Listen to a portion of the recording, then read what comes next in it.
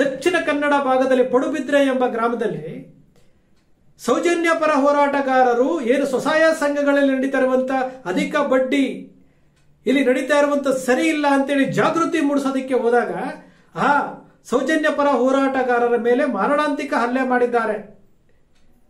ಅದು ಸಹ ಡಿಗೆ ಸಂಬಂಧಪಟ್ಟಂತದ್ದೇ. ಇಲ್ಲಿ ಡಿ ಬಾಸ್, ಅಲ್ಲಿ ಡಿ ನೇಮು, ಇವೆರಡಕ್ಕೂ ಸಹ ಒಂದಕ್ಕೊಂದು ಹೋಲಿಕೆ ಇದೆ.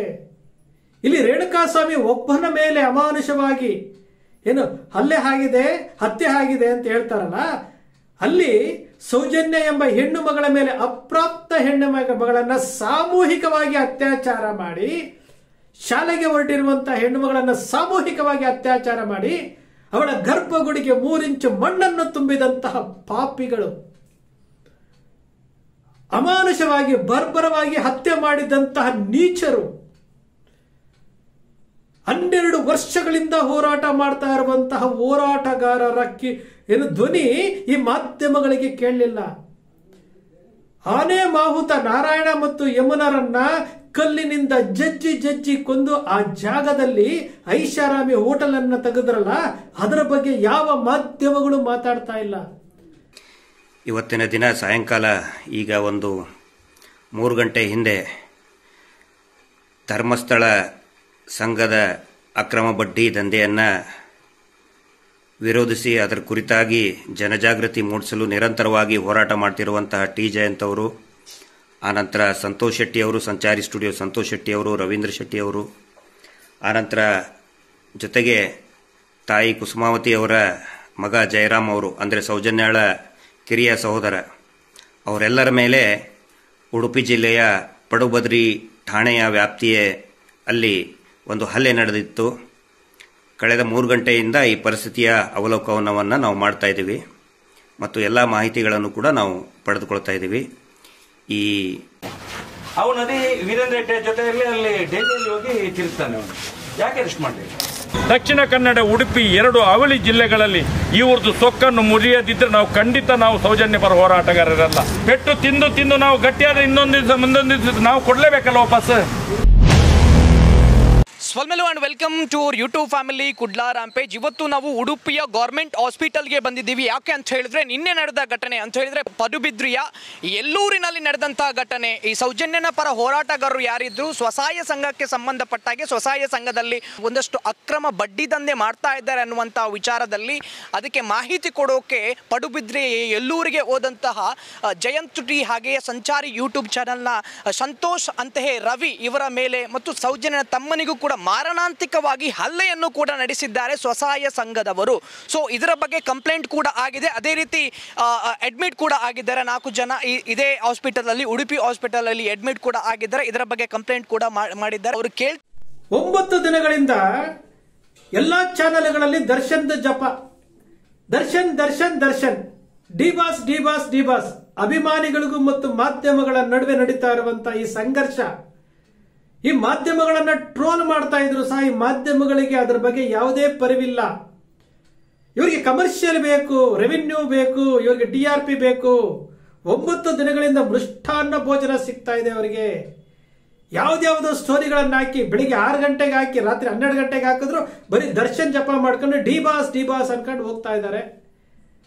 ಈ ಕಡೆ ಒಂದು ಕಡೆ ಆದ್ರೆ 9 ದಿನಗಳಿಂದ ಒಂದು ಕಡೆ ಆದ್ರೆ, ನಿನ್ನೆಯ ದಿವಸ ದಕ್ಷಿಣ ಕನ್ನಡ ಭಾಗದಲ್ಲಿ ಪಡುಬಿದ್ರೆ ಎಂಬ ಗ್ರಾಮದಲ್ಲಿ ಸೌಜನ್ಯ ಪರ ಹೋರಾಟಗಾರರು ಏನು ಸ್ವಸಹಾಯ ಸಂಘಗಳಲ್ಲಿ ನಡೀತಾ ಇರುವಂತ ಅಧಿಕ ಬಡ್ಡಿ ಇಲ್ಲಿ ನಡೀತಾ ಇರುವಂತ ಸರಿ ಇಲ್ಲ ಅಂತೇಳಿ ಜಾಗೃತಿ ಮೂಡಿಸೋದಕ್ಕೆ ಹೋದಾಗ ಆ ಸೌಜನ್ಯ ಪರ ಹೋರಾಟಗಾರರ ಮೇಲೆ ಮಾರಣಾಂತಿಕ ಹಲ್ಲೆ ಮಾಡಿದ್ದಾರೆ. ಅದು ಸಹ ಡಿಗೆ ಸಂಬಂಧಪಟ್ಟಂತದ್ದೇ. ಇಲ್ಲಿ ಡಿ ಬಾಸ್, ಅಲ್ಲಿ ಡಿ ನೇಮು, ಇವೆರಡಕ್ಕೂ ಸಹ ಒಂದಕ್ಕೊಂದು ಹೋಲಿಕೆ ಇದೆ. ಇಲ್ಲಿ ರೇಣುಕಾಸ್ವಾಮಿ ಒಬ್ಬನ ಮೇಲೆ ಅಮಾನುಷವಾಗಿ ಏನು ಹಲ್ಲೆ ಆಗಿದೆ, ಹತ್ಯೆ ಆಗಿದೆ ಅಂತ ಹೇಳ್ತಾರಲ್ಲ, ಅಲ್ಲಿ ಸೌಜನ್ಯ ಎಂಬ ಹೆಣ್ಣು ಮಗಳ ಮೇಲೆ ಅಪ್ರಾಪ್ತ ಹೆಣ್ಣು ಮಗಳನ್ನ ಸಾಮೂಹಿಕವಾಗಿ ಅತ್ಯಾಚಾರ ಮಾಡಿ, ಶಾಲೆಗೆ ಹೊರಟಿರುವಂತಹ ಹೆಣ್ಣು ಮಗಳನ್ನ ಸಾಮೂಹಿಕವಾಗಿ ಅತ್ಯಾಚಾರ ಮಾಡಿ ಅವಳ ಗರ್ಭಗುಡಿಗೆ 3 ಇಂಚು ಮಣ್ಣನ್ನು ತುಂಬಿದಂತಹ ಪಾಪಿಗಳು, ಅಮಾನುಷವಾಗಿ ಬರ್ಬರವಾಗಿ ಹತ್ಯೆ ಮಾಡಿದಂತಹ ನೀಚರು, 12 ವರ್ಷಗಳಿಂದ ಹೋರಾಟ ಮಾಡ್ತಾ ಇರುವಂತಹ ಹೋರಾಟಗಾರರ ಏನು ಧ್ವನಿ ಈ ಮಾಧ್ಯಮಗಳಿಗೆ ಕೇಳಲಿಲ್ಲ. ಆನೆ ಮಾಹುತ ನಾರಾಯಣ ಮತ್ತು ಯಮುನರನ್ನ ಕಲ್ಲಿನಿಂದ ಜಜ್ಜಿ ಕೊಂದು ಆ ಜಾಗದಲ್ಲಿ ಐಷಾರಾಮಿ ಹೋಟೆಲ್ ಅನ್ನ ತೆಗೆದ್ರಲ್ಲ, ಅದರ ಬಗ್ಗೆ ಯಾವ ಮಾಧ್ಯಮಗಳು ಮಾತಾಡ್ತಾ ಇಲ್ಲ. ಆನೆ ಮಾಹುತನ ಮಕ್ಕಳು ಗಣೇಶ್ ಮತ್ತು ಅವರ ಮಕ್ಕಳು ಹೋಗಿ ಕೇಸ್ ಓಪನ್ ಮಾಡಿ ಅಂತೇಳಿ ದೂರು ಕೊಟ್ಟು 4 ತಿಂಗಳಾಗಿದೆಯಲ್ಲ, ಅದರ ಬಗ್ಗೆ ಯಾವ ಮಾಧ್ಯಮಗಳು ಮಾತಾಡ್ತಾ ಇಲ್ಲ. ಇವತ್ತು ಕೋರ್ಟಿನಲ್ಲಿ ಸೌಜನ್ಯ ಕೇಸ್ ನಡೀತಾ ಇದೆ. ಸಿಬಿಐನವರು ಬಂದು ಇಲ್ಲಿಗೆ ಹೇಳಿಕೆ ಕೊಡಬೇಕಾಗಿತ್ತು, ಅದರ ಬಗ್ಗೆ ಪ್ರಕ್ರಿಯೆಗಳು ನಡೀತು, ಅದರ ಬಗ್ಗೆ ಯಾವ ಮಾಧ್ಯಮಗಳು ತುಟಿ ಬೆಚ್ಚಲಿಲ್ಲ. ಯಾಕೆ? ಅಲ್ಲಿ ಯಾರ್ದು ಕೈವಾಡ ಇದೆ? ಯಾರೋ ಸೂಟ್ ಕೇಸ್ ಕೊಟ್ರಾ? ವಿಜಯಲಕ್ಷ್ಮಿ ಅವರು ಹೇಳ್ತಾರಲ್ಲ, ನೀನು ಅತ್ಯಾಚಾರ ಮಾಡು, ನೀನು ಕೊಲೆ ಮಾಡು, ನಿನ್ಗೊಂದು ಪೆಟ್ಟಿಗೆ ಕೊಡು, ನೀನು ದೇವರಾಗ್ತೀಯ ಅಂತೇಳಿ. ಆ ರೀತಿ ಪೆಟ್ಟಿಗೆ ಬಂತಾ? ನಾಚಿಕೆ ಆಗಲ್ವಾ? ಅಲ್ಲಿ ಮಾರಣಾಂತಿಕ ಹಲ್ಲೆ ಆಯ್ತಲ್ಲ ಲೈವ್ ಅಲ್ಲಿ ನೆನ್ನೆ, ಯಾಕೆ ಅದ್ರ ಬಗ್ಗೆ ಯಾಕೆ ಸುದ್ದಿ ಮಾಡಿಲ್ಲ ನೀವು ಮಾಧ್ಯಮಗಳು? ಅಲ್ಲಿ ನಿಮ್ಮ ವರದಿಗಾರರಿಲ್ವಾ? ಅಲ್ಲಿ ನಿಮ್ಮ ರಿಪೋರ್ಟರ್ಗಳಿಲ್ವಾ? 9 ದಿನಗಳಿಂದ ಒಂದು ಸ್ಟೋರಿಯನ್ನ ಇಟ್ಟುಕೊಂಡು ಒಂದು ಸ್ಟೋರಿ ಮಾಡಿ ರೇಣುಕಾಸ್ವಾಮಿ ಹಾಗೆ ರೇಣುಕಾಸ್ವಾಮಿ ಹಿಂಗೆ ಈ ಕರ್ನಾಟಕ ರಾಜ್ಯದ ಬೆಂಗಳೂರಿನ ಕಮಿಷನರ್ ಪ್ರೆಸ್ ಮೀಟ್ ಮಾಡಿ ಹೇಳಿದ್ದಾರೆ, ದಾರಿ ತಪ್ಪಿಸಬೇಡಿ ಮಾಧ್ಯಮಗಳವರೇ, ತಾಳ್ಮೆ ಇರಲಿ ಸಹನೆ ಇರಲಿ ಅಂತ ಹೇಳಿದ್ರು ಸಹ ನಿಮಗೆ ಒಂದು ಚೂರು ಆ ಕಮಿಷನರ್ ಹೇಳಿದ್ದನ್ನ ಒಂದು ಚೂರು ಕಿವಿಗೆ ಹಾಕೊಳ್ಳುವಷ್ಟು ತಾಳ್ಮೆ ಇಲ್ಲ ನಿಮಗೆ. ಅವರು ಹೇಳಿದ್ರು, ಇವರು ಪದೇ ಅದನ್ನೇ ಮಾಡ್ತಾ ಇದ್ದಾರೆ. ತಪ್ಪು ಮಾಡಿದ್ರೆ ದರ್ಶನ್ ಅಲ್ಲ, ಅವ್ರು ಯಾರೇ ತಪ್ಪು ಮಾಡಿದ್ರೆ ಕಾನೂನು ಮುಂದೆ ಅದೇ ಸಾಬೀತಾಯ್ತಂದ್ರೆ ಶಿಕ್ಷೆ ಅನುಭವಿಸ್ತಾರೆ. ಇಲ್ಲಿ ಸಂತೋಷ್ ರಾವ್ ನಿರಪರಾಧಿ ಅಂತ ಆದ್ಮೇಲೆ ಅಪರಾಧಿ ಯಾರು ಅಂತೇಳಿ ಕಂಡುಹಿಡಿಬೇಕಲ್ವಾ? ಯಾಕೆ ಈ ಮಾಧ್ಯಮಗಳಲ್ಲಿ ಹೋಗ್ತಾ ಇಲ್ಲ?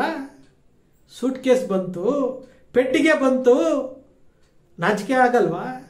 ನಿನ್ನೆ ನಡೆದಂತಹ ಏನು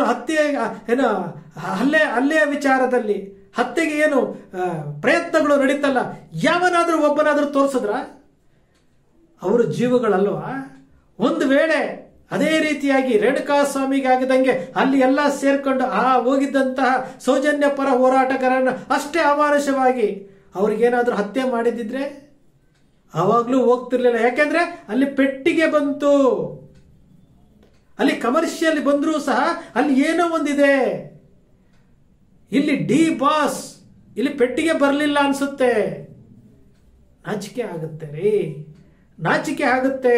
ಈ ಪ್ರಜಾಪ್ರಭುತ್ವ ವ್ಯವಸ್ಥೆನಲ್ಲಿ ನಾವು ಪ್ರಜೆಗಳಾಗಿ ಎಲ್ಲವನ್ನು ಸರಿಸಮನವಾಗಿ ಕಾಣಬೇಕಾದದ್ದು ಮಾಧ್ಯಮಗಳ ಕರ್ತವ್ಯ. ನೀವು ಏನ್ ಮಾಡ್ತಾ ಇದ್ದೀರಿ? ನಿಮ್ಮ TRPಗೋಸ್ಕರವಾಗಿ, ನಿಮ್ಮ ಕಮರ್ಷಿಯಲ್ಗೋಸ್ಕರವಾಗಿ ನಿಮಗೆ ಬೇಕಾಗಿರುವುದೇ ಕಮರ್ಷಿಯಲ್, ನಿಮಗೆ ಬೇಕಾಗಿರುವುದೇ TRP. ಅದು ಬಿಟ್ಟು ನೀವು ಜೀವನ ಮಾಡ್ಲಿಕ್ಕೆ ಆಗದೇ ಇಲ್ಲ. ದರ್ಶನ್ ಅಭಿಮಾನಿಗಳನ್ನ ರೊಚ್ಚಿಗೆಬ್ಬಿಸೋದು, ಅವರೇನೋ ಮಾತಾಡಿದ್ರು ಅಂತ ಹೇಳೋದು, ಅದನ್ನ ಸುದ್ದಿ ಹಾಕೋದು, ದರ್ಶನ್ ವಿರುದ್ಧ ಇರುವಂತವ್ರು ಎಲ್ಲರನ್ನ ಕರ್ಕೊಂಡು ಬರೋದು, ಸ್ಟೋರಿ ಮಾಡೋದು. ಒಬ್ಬ ಆರೋಪಿ ಸ್ಥಾನದಲ್ಲಿ ನಿಂತಿರುವಂತ ದರ್ಶನ್ ಆರೋಪ ಸಾಬೀತಾಯ್ತು ಅಂದ್ರೆ ಅಪರಾಧಿಯಾಗಿ ಜೈಲಿಗೆ ಹೋಗ್ತಾನೆ. ಇಲ್ಲಿ ಅಮಾಯಕ ಹೆಣ್ಣು ಮಕ್ಕಳ ಮೇಲೆ ಅತ್ಯಾಚಾರ ಆಗಿ ಬರ್ಬರವಾಗಿ ಕೊಂದು ಕೇಸ್ ಮುಚ್ಚ ಹಾಕಿ ಇವತ್ತು ರಾಜಾರೋಷವಾಗಿ ಆ ಕಾಮುಕರು ಸುತ್ತಾಡ್ತಾ ಇದ್ದಾರೆ. 100 ಎಕರೆಗಳ ಬಗ್ಗೆ ವಿಚಾರಗಳು ನಡೀತಾ ಇದ್ದಾವೆ, ಆರೋಪಗಳು ನಡೀತಾ ಇದ್ದಾವೆ. ಈ ಯಾವುದರ ಬಗ್ಗೆನೂ ತಲೆ ಕೆಡಿಸ್ಕೊಳ್ದೆ, ಯಾವುದರ ಬಗ್ಗೆ ಸುದ್ದಿ ಮಾಡದೆ ಇವತ್ತು ನಾಟಕ ಮಾಡ್ತಾ ಇದಾರಲ್ಲ ಮಾಧ್ಯಮಗಳು. ಒಂದೇ ಒಂದು ಸುದ್ದಿ, ಯಾಕೆ ಪಡುಬಿದ್ರೆನಲ್ಲಿ ಯಾಕೆ ಹಲ್ಲೆ ಆಯ್ತು ಒಂದು ಸುದ್ದಿ, ಯಾಕೆ FIR ಆಯ್ತು, ಆ ಸ್ವಸಹಾಯ ಸಂಘಗಳ ಮೇಲೆ ಯಾಕೆ FIR ಆಯ್ತು ಈ ಒಂದು ಸುದ್ದಿ. ಇವತ್ತು ಸೌಜನ್ಯ ಪ್ರಕರಣದ ಕೇಸು ಯಾವ ಲೆವೆಲ್ ಬಂತು, ಯಾಕೆ CBIನವರು ಬಂದ್ರು, ಏನ್ ಹೇಳಿಕೆ ಕೊಟ್ರು, ಒಂದು ಸುದ್ದಿ. ಯಾವ ಮಾಧ್ಯಮಗಳು ಸುದ್ದಿ ಮಾಡಲಿಲ್ವಲ್ಲ. ನಿಜಕ್ಕೂ ನಿಮಗೆ ನೈತಿಕತೆ ಅನ್ನೋದಿದೆಯಾ? ನಿಮಗೆ ನಿಜವಾಗೂ ನೈತಿಕತೆ ಅನ್ನೋದಿದೆಯಾ? ನೀವು ನಿಜಕ್ಕೂ ಮಾಧ್ಯಮಗಳಲ್ಲಿ ನೀವು ಕೆಲಸ ಮಾಡಬೇಕಾ? ಮಾಧ್ಯಮಗಳಲ್ಲಿ ನೀವು ಕೆಲಸ ಮಾಡಬೇಕಾ? ಒಂದು ಸಾರಿ ನೀವು ಯೋಚನೆ ಮಾಡಿ ನೋಡಿ. ನೀವು ಸ್ಟೋರಿ ಮಾಡ್ತಿರೋ ಪ್ರಜ್ವಲ್ ರೇವಣ್ಣಂದಾಯ್ತು, ಅವನನ್ನ ಫ್ಲೈಟ್ ಇಂದ ಕರ್ಕೊಂಡು ಬಂದಿದ್ದಾಯ್ತು, ಅವನು ಇಳಿಸಿದ್ದಾಯ್ತು, ರೇವಣ್ಣನ್ ಜಾಮೀನ್ ಆಯ್ತು, ಭವಾನಿ ರೇವಣ್ಣಂದಾಯ್ತು, ಅದಾಗಿದ ತಕ್ಷಣ ದರ್ಶನ್ ಬಂದ, 9 ದಿವಸದಿಂದ ಪ್ರಜ್ವಲ್ ರೇವಣ್ಣ ಸೇಫ್ ಆದ. ಇದರ ಮಧ್ಯೆ ಈ ಒಂದು ಪ್ರಕರಣ ನಡೆದಾಗ ಅದನ್ನು ಹೇಳ್ಬೇಕಲ್ಲ. ಡಿ ಬಾಸ್, ಡಿ ಅನ್ನೋ ಶಬ್ದಗಳನ್ನ ಅಲ್ಲಿಯೂ ಸಹ ಒಂದು ಡಿ ಇದೆ ರೀ. ಆ ಡಿ ಬಗ್ಗೆನೂ ಗಮನ ಹರಿಸಿ, ಆ ಡಿ ಬಗ್ಗೆನೂ ಗಮನ ಹರಿಸಿ. ಅಪ್ರಾಪ್ತ ಬಾಲಕಿಯರು ಜೀವ ಕಳ್ಕೊಂಡಿದ್ದಾರೆ. ಅಪ್ರಾಪ್ತ ಬಾಲಕಿಯರ ಮೇಲೆ ಅತ್ಯಾಚಾರ ಆಗಿದೆ. ಗಮನ ಹರಿಸ್ರಿ ಮಾಧ್ಯಮಗಳವರೇ, ಗಮನ ಹರಿಸಿ. ನಿಮಗೆ ಸ್ವತಂತ್ರ ಕೊಟ್ಟಿರುವುದು ಪ್ರಶ್ನೆ ಮಾಡೋದಕ್ಕೋಸ್ಕರವಾಗಿ, ದಾರಿ ತಪ್ಪಿಸೋದಕ್ಕಲ್ಲ. ಸ್ನೇಹಿತರೆ, ಬಹಳ ಬೇಸರ ಆಗುತ್ತೆ ಇವರ ನಡವಳಿಕೆಗಳನ್ನ ನೋಡಿದಾಗ, ಬಹಳ ಬೇಸರ ಆಗುತ್ತೆ. ಸತ್ಯವನ್ನ ಹೇಳೋದಕ್ಕೆ ಹಿಂಜರಿಕೆ ಇವರಿಗೆ. ಥರ್ಡ್ ವೇರ್ ಇನ್ವೆಸ್ಟಿಗೇಷನ್ ಮಾಡಿದವರು ಇವತ್ತು ಏನೋ ಯಾವುದೇ ಭಯ ಇಲ್ವಂತೆ. ಹಾಗಾದ್ರೆ ಥರ್ಡ್ ವೇರ್ ಇನ್ವೆಸ್ಟಿಗೇಷನ್ ಎಲ್ಲೋಯ್ತು ಯಾರೋ ಗೊತ್ತು. ಕ್ಷಮಿಸು ಸೌಜನ್ಯ ಅಂತ ಹೇಳಿದವನು ಎಲ್ಲಿ ಹೋದ್ರು? ಸ್ನೇಹಿತರೆ, ಬಹಳ ಬೇಸರ ಆಗುತ್ತೆ. ವರದಿ ಮಾಡಬೇಕಾದ್ರೆ ಬಹಳ ಬೇಸರ ಆಗುತ್ತೆ, ವಿಶ್ಲೇಷಣೆ ಮಾಡ್ಬೇಕಾದ್ರೆ ಬಹಳ ಬೇಸರ ಆಗುತ್ತೆ. ಸ್ನೇಹಿತರೆ, ನಿಮ್ಮ ಅಕ್ಷರ ಮೀಡಿಯಾ ಯಾವತ್ತೂ ಸೃಷ್ಟಿ ಮಾಡೋದಿಲ್ಲ, ಕಲ್ಪನೆ ಮಾಡೋದಿಲ್ಲ, ವಾಸ್ತವದ ವಿಚಾರಗಳನ್ನು ವಿಶ್ಲೇಷಣೆ ಮಾಡುತ್ತೆ. ನಿಮ್ಮ ಅಕ್ಷರ ಮೀಡಿಯಾದ ವಿಶ್ಲೇಷಣೆ ನಿಮ್ಗೆ ಇಷ್ಟ ಆಯ್ತು ಅಂದ್ರೆ ಸಬ್ಸ್ಕ್ರೈಬ್ ಆಗಲಿಲ್ಲ ಅಂದ್ರೆ ಸಬ್ಸ್ಕ್ರೈಬ್ ಮಾಡ್ಕೊಳ್ಳಿ. ಪಕ್ಕದಲ್ಲಿ ಕಾಣುವಂತ ಬೆಲ್ ಐಕಾನ್ ಪ್ರೆಸ್ ಮಾಡಿ, ಶೇರ್ ಮಾಡಿ, ಪ್ರೋತ್ಸಾಹ ನೀಡಿ.